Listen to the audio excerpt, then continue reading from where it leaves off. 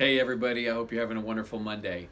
I wanted to touch briefly with you about one thing that comes up in my practice probably more often than I wish it did, and that is trying to set aside a default judgment. And there are certain very narrow vehicles that you can do that with.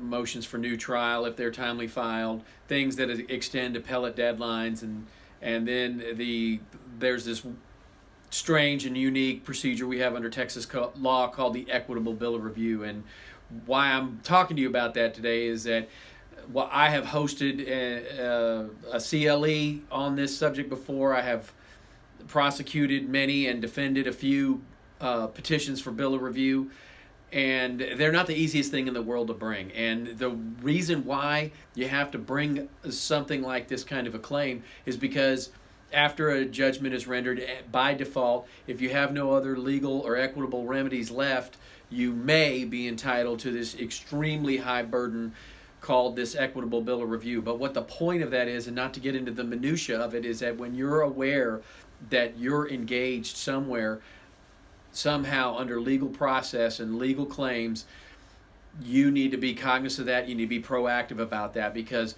delay is not your friend in a lawsuit.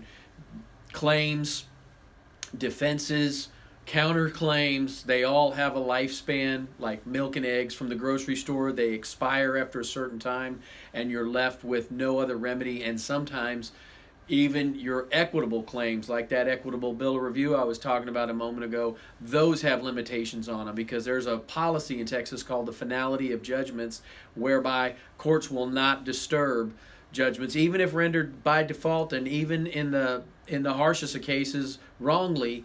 There's a public policy to maintain the finality of judgments. And I hope you're never subject to this, but one of the ways to avoid it is always be cognizant of whatever litigation scenario you may be in. Make sure your addresses are updated, anybody you're in business with are updated. And if you get in a scenario like this, and I hope you never do, be proactive. Don't wait. Don't sit on your rights. Have a wonderful afternoon.